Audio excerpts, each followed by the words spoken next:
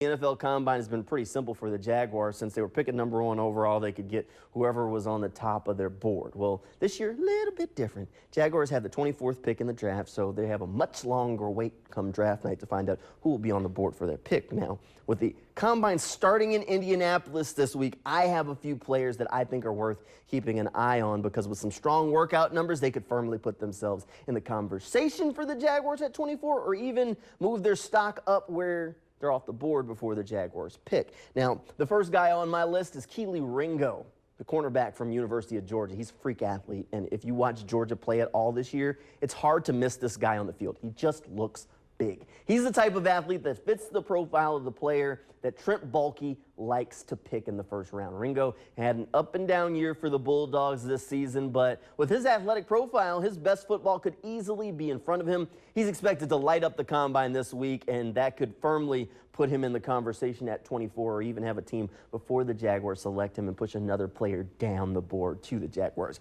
The other defensive back on my list that I'll have my eyes closely on this week fits a need for the Jaguars. Brian Branch is a unique player in the sense that while his profile says safety, he played almost exclusively in the slot at Alabama. The Jaguars have a big need to improve that nickel spot this offseason, and Branch would be the perfect fit. Now, while Ringo is expected to light up the Combine, Branch, on the other hand, isn't quite that type of athlete right now. Most experts expect Branch to be off the board by the time the Jaguars are on the clock at 24, but if he doesn't test as well as some of the other players at his position, he could end up sliding a few spots and fall right into the Jaguars' lap. Now, my last defensive guy is Army's Andre Carter.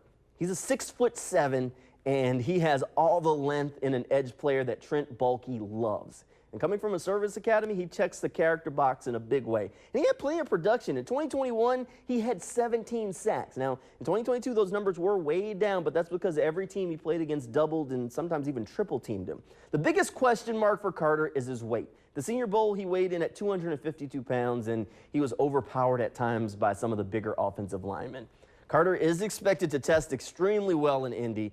If he weighed in just a little bit heavier and showed some teams that he can add the needed muscle weight that he's going to need to hang in the NFL, that could really help his stock. Now, the last guy on my list is also the only offensive player on my list, Oregon State tight end Luke Musgrave. Now, Musgrave missed most of last season with an injury. While I expect the Jaguars to keep Evan Ingram, if for some reason there was a roadblock or something went wrong, Musgrave is a tight end who could find himself helping his stock a lot at the Combine. Musgrave should run one of the faster 40 times at his position.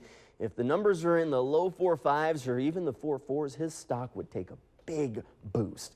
He's a guy who could go late in the first round or even be on the board when the Jaguars pick in the second round, but a big part of the attraction for him either way will be the athletic profile, and at the Combine he'll be able to showcase all of those skills.